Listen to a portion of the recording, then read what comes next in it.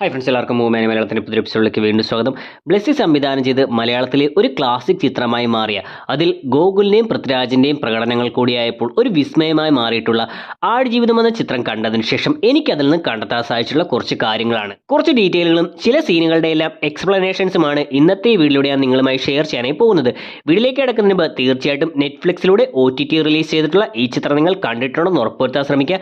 കണ്ടതിന് ശേഷം മാത്രം ഈ വീഡിയോ കാണാൻ ശ്രമിക്കുക. അല്ലെങ്കിൽ പറയാൻ പോകുന്ന കാര്യങ്ങൾ എല്ലാം തന്നെ നിങ്ങൾക്ക് സ്പോയിലർ ആയിരിക്കും. കൂടാതെ ഈ പറയുന്ന കാര്യങ്ങളെല്ലാം തന്നെ ചിത്രത്തെ ബേസ് ചെയ്തുകൊണ്ട് മാത്രം പറയുന്നതാണ്. കാരണം റിയൽ ലൈഫിൽ നിന്ന് കുറച്ച് മാറ്റങ്ങൾ വരുത്തിയാണ് ബെന്യാമിൻ നോവൽ ഒരുക്കിയത്. അതിൽ നിന്ന് സിനിമയ്ക്ക് വേണ്ടി ചില മാറ്റങ്ങളും ഇംപ്രവൈസേഷനും എല്ലാം ചെയ്തിട്ടുണ്ട്. അതുകൊണ്ട് തന്നെ റിയൽ ലൈഫും നോവലും എല്ലാം മാറ്റിവെച്ചുകൊണ്ട് ഈ സിനിമയെ വെച്ചുകൊണ്ട് മാത്രമാണ് ഈ കാര്യങ്ങളെല്ലാം പറയാനായി പോകുന്നത്. ആ കാര്യം കൂടി മനസ്സിൽ വെച്ചുകൊണ്ട് വീഡിയോ കാണാൻ ശ്രമിക്കുക. നമുക്ക് നേരെ വീഡിയോയിലേക്ക് വരാം.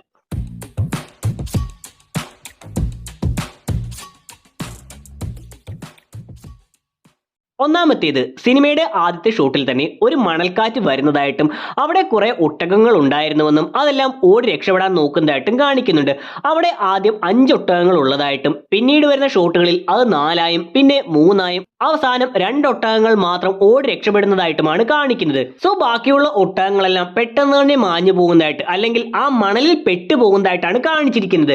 സോ ഇതിൽ നിന്നും എനിക്ക് തോന്നിയത് ഈ സിനിമയുടെ തീമിലൂടെ പറയുന്ന 3 പേർ ഒരുമിച്ച് രക്ഷപ്പെടാൻ നോക്കുന്നു, അതിൽ ഒരാൾ ഇടയ്ക്ക് വെച്ച് മരണപ്പെട്ടു പോകുന്നു, മറ്റൊരാളെ ഇടയ്ക്ക് വെച്ച് കാണാതാകുന്നു, അവസാനം ഒരാൾ മാത്രം സുരക്ഷിതമായി രക്ഷപ്പെടുന്നതായിട്ട് കാണിക്കുന്നു. കൂടാതെ ഈ സിനിമയിലൂടെ സംവിധായകനാണെങ്കിലും കഥാകൃത്താണെങ്കിലും പറയാൻ ഉദ്ദേശിച്ചിരിക്കുന്ന കാര്യം, ഇതുപോലെ ജീവിക്കാൻ വേണ്ടി മറ്റ് നാടുകളിൽ പോയി, ഗൾഫ് നാടുകളിലും മറ്റും പോയി ഒരുപാട് പേരുകൾ ആ മണൽപ്പരപ്പുകളിൽ മരണപ്പെട്ടിട്ടുണ്ട്. ഒരുപക്ഷെ രക്ഷപ്പെടാൻ നോക്കിയിട്ടുണ്ടെങ്കിൽ പോലും അവർ മരണപ്പെട്ടിട്ടുണ്ടാകാം. ഇതിനെയാണ് സിനിമയിലെ ആദ്യത്തെ ഷോട്ടുകളിലൂടെ തന്നെ 5 ഒട്ടകങ്ങൾ മണൽക്കാറ്റിൽ നിന്നും രക്ഷപ്പെടാൻ ശ്രമിക്കുന്നു, അതിൽ അവസാനം 2 എണ്ണം മാത്രം രക്ഷപ്പെടുന്നതായിട്ടും കാണിക്കുന്നത്. പിന്നീട് വരുന്നൊരു സീനിൽ നജീബ് ആടിന് കൊടുക്കുന്ന വെള്ളം ആടുകളെ പോലെ 4 കാലിൽ നിന്നുകൊണ്ട് കുടിക്കുന്നതായി കാണിക്കുന്നുണ്ട്. സോ ഈ സമയം അങ്ങനെ 4 കാലിൽ നിൽക്കുന്നുവെന്ന് മാത്രമല്ല, ക്യാമറ ബാക്കിലേക്ക് വരുന്ന സമയത്ത് നജീബ് മുഖം ഉയർത്തുമ്പോൾ ബാക്കിലുള്ള ആടുകളെ പോലെ തന്നെ ആ നിലാവിന്റെ വെളിച്ചത്തിൽ നജീബിന്റെ കണ്ണുകളും ആടുകളെ പോലെ തിളങ്ങുന്നതായി കാണിക്കുന്നുണ്ട്. സിനിമയിൽ കേരളവും ഗൾഫ് നാടുകളുമായി കണക്ട് ചെയ്ത് കാണിക്കുന്നത് പോലെ തന്നെ ഗൾഫിലെ മരുഭൂമികളിലെ മണലുമായിട്ടും കേരളത്തിലെ വെള്ളവുമായിട്ടും പല കാര്യങ്ങളിലും കണക്ട് ചെയ്ത് തന്നെ കാണിച്ചിട്ടുണ്ട്. അതായത് നജീബ് ഗൾഫ് നാടുകളിലെ ആ മരുഭൂമിയിൽ പെട്ടതിന് ശേഷം പിന്നീട് കേരളത്തിലെ കാര്യം ഓർക്കുന്ന സമയം ആദ്യ ഷോട്ടിൽ കാണിക്കുന്നത് തന്നെ നജീബിനെ വെള്ളത്തിനടിയിൽ വെച്ചാണ്. കൂടാതെ നജീബ് വെള്ളത്തിൽ നിന്ന് ഉയർന്നു വരുമ്പോൾ ഗൾഫ് നാടുകളിലെ ചുട്ടുപൊള്ളുന്ന മണലിന് പകരം ആ ആറിനടിയിലുള്ള തണുത്ത ചരൽ മണൽ ഉയർത്തിക്കൊണ്ട് വരുന്നതായിട്ടും കാണിക്കുന്നു. അതായത് ആദ്യം ആ മണലിലെ ജോലിയെല്ലാം ആസ്വദിച്ചിരുന്ന ആളാണ് പിന്നീട് ഗൾഫിലെത്തുമ്പോൾ ആ മണലിനെ വെറുക്കുന്നതായും കാണിക്കുന്നത്. സിനിമയിൽ ബ്ലെസ്സി ഒരുക്കിയിരിക്കുന്ന മനോഹരങ്ങളായിട്ടുള്ള അടിപൊളി കുറെ ഷോട്ടുകളുണ്ട്. അതിനെക്കുറിച്ച് ഞാൻ വഴിയെ തന്നെ വിശദീകരിക്കുന്നതായിരിക്കും. എന്നാൽ എടുത്തു പറയണമെന്ന് തോന്നിയിട്ടുള്ള ഒരു ഷോട്ടാണ് നജീബ് കേരളത്തിൽ നിന്ന് യാത്ര പോകുന്നതായി കാണിക്കുന്ന ഷോട്ട്. ആ ഷോട്ട് നമ്മളെ അവസാനം കാണിക്കുന്നത് സൈനുവിന്റെ ഫ്രെയിം അനങ്ങാൻ നിൽക്കുന്നതായിട്ടും നജീബ് സൈനുവിൽ നിന്ന് അകന്നകന്ന് പോകുന്നതായിട്ടുമാണ്, ബാക്കിലേക്ക് പോകുന്നതായിട്ടുമാണ്. സത്യത്തിൽ ഈ ഷോട്ട് വേണമെങ്കിൽ തിരിച്ച് നജീബിന്റെ പോയിന്റ് ഓഫ് വ്യൂവിൽ കാണിക്കുകയായിരുന്നുവെങ്കിൽ നജീബിന്റെ ഭാഗത്ത് ക്യാമറ വയ്ക്കുമ്പോൾ സൈനുവും കുടുംബവും എല്ലാം പുറകോട്ട് ഫ്രെയിമിൽ നിന്ന് പോകുന്നത് പോലെ വേണമെങ്കിൽ കാണിക്കാമായിരുന്നു. എന്നിട്ടും എന്തുകൊണ്ടാണ് ഇവിടെ സൈനുവിനെ നിശ്ചലമാക്കി വെച്ചുകൊണ്ട് നജീബ് പുറകിലോട്ട് പോകുന്നതായി കാണിച്ചതെന്ന് വെച്ചാൽ, സിനിമയുടെ കഥയിൽ പറയുന്നത് നജീബ് കേരളം വിട്ടു പോകുന്നതായിട്ടാണ്. സോ ഇവിടെ സൈനുവിനെയാണ് സത്യത്തിൽ കേരളമായി ഉദ്ദേശിച്ചിരിക്കുന്നത്. അതിനൊരു ഉദാഹരണം പറയാം. അതായത് സിനിമയിൽ സൈനുവിനെ കാണിക്കുന്ന ഒട്ടുമിക്ക ഷോട്ടുകളിലും വെള്ളത്തിന്റെ സാന്നിധ്യം അവിടെ കാണിച്ചിട്ടുണ്ട്.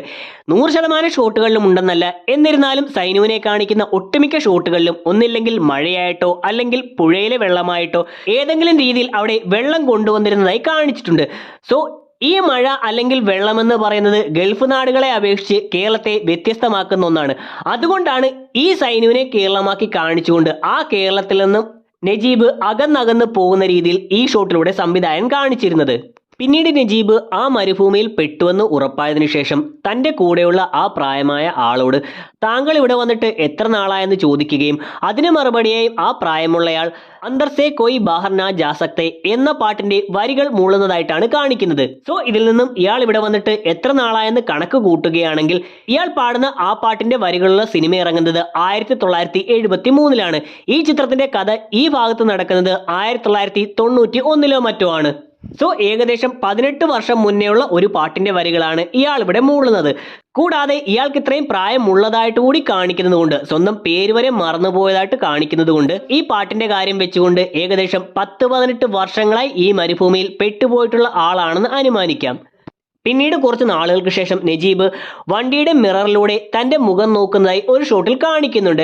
ഈ സമയം കഫീൽ വന്നുകൊണ്ട് ആ ഗ്ലാസ് എറിഞ്ഞു പൊട്ടിക്കുന്നതായിട്ടും അതിന്റെ തറയിൽ വീണിട്ടുള്ള ചില്ലുകളിലൂടെ നജീബിന്റെ മുഖം ഒന്നുകൂടി കാണിക്കുന്നുണ്ട്.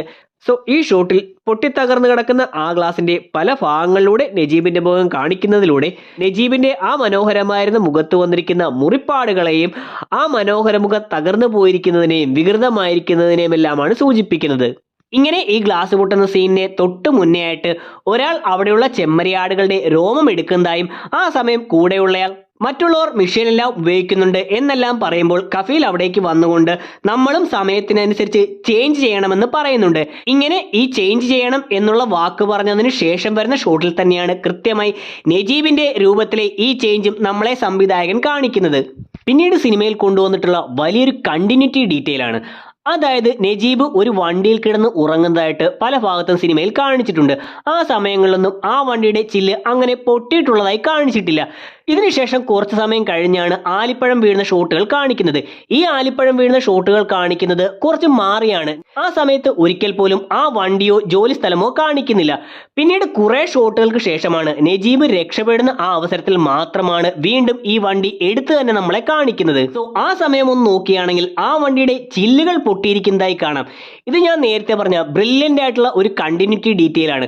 നേരത്തെ ആലിപ്പഴം വീഴുന്ന ഷോട്ടുകളിൽ ഈ വണ്ടിയോ ആ ജോലി സ്ഥലമോ കാണിക്കുന്നില്ലെങ്കിൽ കൂടി ആ ആലിപ്പഴങ്ങൾ വീഴുന്ന സമയത്ത് അത് ഇവിടെയും വീണിട്ടുണ്ടെന്നും അങ്ങനെയാണ് ഈ വണ്ടിയുടെ ചില്ലുകൾ പൊട്ടിയിരിക്കുന്നതെന്നുമാണ് ഇതിലൂടെ ഡീറ്റെയിൽ ചെയ്തിരിക്കുന്നത്. കൂടാതെ ഇതേ ഷോട്ടിൽ തന്നെ നജീബ് സൈനു എന്ന പേര് എഴുതിയത് എടുത്തു തന്നെ നോക്കുന്നതായി കാണിക്കുന്നുണ്ട്. എന്നാൽ ഇങ്ങനെ ഫോക്കസ് ചെയ്ത് കാണിക്കുന്ന ഇത് കൂടാതെ നജീബ് വണ്ടിയിൽ നിന്ന് സാധനങ്ങൾ എടുക്കുന്ന സമയത്ത് വണ്ടിയുടെ മറ്റൊരു ഭാഗത്തായിട്ടും നജീബ് ലവ് സൈനു എന്നും ഉമ്മ എന്നും എല്ലാം എഴുതി വെച്ചിരിക്കുന്നതായി കാണാം. നജീബ് രക്ഷപ്പെടുന്നതിന്റെ തലേ ദിവസം അവിടെ ഒരു ആഘോഷം നടക്കുന്നതായിട്ടും ആ സമയം നജീബിന്റെ കഫീലിന്റെ അടുത്തേക്ക് അയാളുടെ ഒരു സുഹൃത്ത് വരുന്നതായും കാണിക്കുന്നുണ്ട്. സോ ഇയാൾ ആരാണെന്ന് നോക്കിയാൽ നജീബിനെയും ഹക്കീമിനെയും കൂട്ടി ഈ കഫീൽ തുടക്കത്തിൽ ഇയാളുടെ സ്ഥലത്തേക്ക് പോകുന്ന വഴിയിൽ ഇയാളോട് കാര്യങ്ങൾ അന്വേഷിക്കുന്ന ഇയാളുടെ ആ പഴയ സുഹൃത്തായിരുന്നു എന്ന് മനസ്സിലാക്കാം.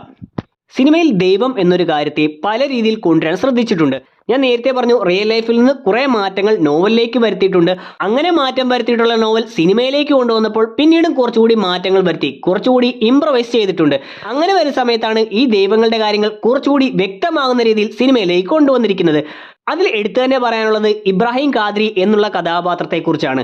നജീബ് തന്നെ പറഞ്ഞിട്ടുണ്ട് അദ്ദേഹം ഒരു ദൈവ പുരുഷനെ പോലെയാണ് തന്റെ മുന്നിൽ പ്രത്യക്ഷപ്പെട്ടതെന്ന്, അല്ലെങ്കിൽ ദൈവത്തിന്റെ മറ്റൊരു പ്രതിരൂപമായിട്ടാണെന്ന്. എവിടെ നിന്നോ വന്നുകൊണ്ട് തന്നെ നാട് കടക്കാനായിട്ട് രക്ഷിക്കുകയും പിന്നീട് അപ്രത്യക്ഷമായി പോവുകയും ചെയ്തു എന്നുള്ള രീതിയിലാണ് നജീബ് പറഞ്ഞിരിക്കുന്നത്. സോ ഈ ഒരു കാര്യം സിനിമയിലേക്ക് വന്നപ്പോൾ കുറച്ചുകൂടി വ്യക്തമാക്കുന്ന രീതിയിൽ പല ഷോട്ടുകളിലൂടെയും സംവിധായകൻ കാണിച്ചിട്ടുണ്ട്. ഉദാഹരണത്തിന് ഇബ്രാഹിം ഖാദ്രി അവിടെ പ്രാർത്ഥിച്ചുകൊണ്ടിരിക്കുന്ന സമയത്ത് പെട്ടെന്ന് സൂര്യൻ ഉദിച്ചു വരുന്നതായും അദ്ദേഹത്തിന് തലയുടെ പുറകിൽ വന്ന് നിൽക്കുന്നതായും കാണിക്കുന്നുണ്ട്. സോ ഇത് നമുക്കറിയാം, ദൈവങ്ങളുടെയും മറ്റും കാര്യങ്ങൾ പറയുന്ന സമയത്ത് പല ചിത്രങ്ങളിലും നമ്മൾ കണ്ടിട്ടുള്ളതാണ്.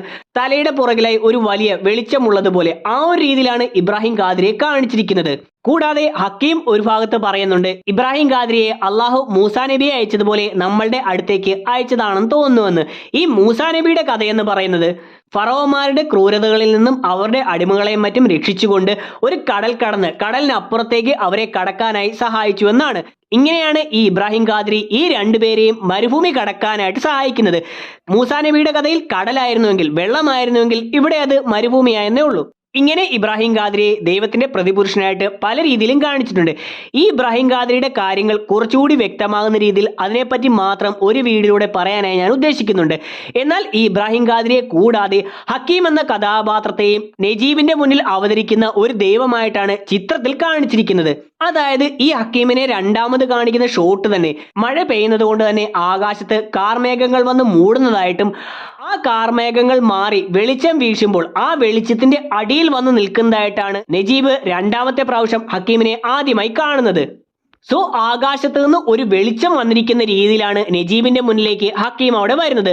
കൂടാതെ അത്രയും നാൾ മരുഭൂമിയിലെ ചുട്ടുപൊള്ളുന്ന വെയിലിൽ കഴിയുന്ന സമയത്താണ് ആദ്യമായി അവിടെ മഴയും ആലിപ്പഴങ്ങളും വീഴുന്നതും അതിനുശേഷം തന്നെ പെട്ടെന്ന് ഹക്കീം അവിടെ വരികയുമാണ് ചെയ്യുന്നത്. കൂടാതെ ഇബ്രാഹിം ഖാദ്രിയെ മൂസാ നബി എന്ന് പറഞ്ഞതുപോലെ ഈ ഹക്കീമിനെ വേണമെങ്കിൽ ഈസാ നബി എന്നോ യേശു എന്നോ പറയാം. കാരണം ആ രൂപം വെച്ചുകൊണ്ട് ഏകദേശം യേശുവിനെ പോലെയാണ് കാണിച്ചിരിക്കുന്നത്. കൂടാതെ യേശു 2 തവണ അവതരിച്ചിട്ടുണ്ട്, അല്ലെങ്കിൽ 2ാമത്തെ തവണ തിരിച്ചു വന്നിട്ടുണ്ട് എന്ന് പറയുന്നത് പോലെ ഹക്കീമിന്റെ 2ാമത്തെ വരവിലൂടെയാണ് നജീബിന് രക്ഷപ്പെടാനായിട്ടുള്ള വഴി തെളിയുന്നത്. ഇങ്ങനെ ഹക്കീം, ഇബ്രാഹിം ഖാദ്രി എന്നീ 2 കഥാപാത്രങ്ങളെ ദൈവത്തെ പോലെയാണ് നജീബിന്റെ മുന്നിൽ കാണിച്ചിരിക്കുന്നത്. ഇതുപോലെ തന്നെ ആടുകളെ തനിക്ക് മേയ്ക്കാൻ പറ്റാതെ വരുന്ന അവസരത്തിൽ നജീബ് തനിക്കിനി വയ്യ അല്ലാ എന്ന് പ്രാർത്ഥിക്കുമ്പോഴാണ് അവിടെ ഒരു ആട് മുന്നോട്ടേക്ക് വന്നുകൊണ്ട് മറ്റുള്ള ആടുകളെല്ലാം വിളിക്കുന്നതായിട്ടും കാണിക്കുന്നത്. സോ ഇങ്ങനെ പല രീതിയിൽ സിനിമയിൽ ദൈവത്തെ അല്ലെങ്കിൽ ദൈവത്തിന്റെ പ്രതിപുരുഷന്മാർ എന്നുള്ള രീതിയിൽ കാണിച്ചിട്ടുണ്ട്. കൂടാതെ സിനിമ കണ്ടിട്ടുള്ള പ്രേക്ഷകർ ഏറ്റവും കൂടുതൽ ആലോചിച്ചിരിക്കുന്ന ഒരു കാര്യമാണ് ഈ ഇബ്രാഹിം ഖാദ്രി രക്ഷപ്പെട്ടിട്ടുണ്ടോ ഇല്ലയോ എന്ന്. ഇതിനുള്ള ഉത്തരം ഇബ്രാഹിം ഖാദ്രി രക്ഷപ്പെടാൻ ചാൻസ് ഇല്ല.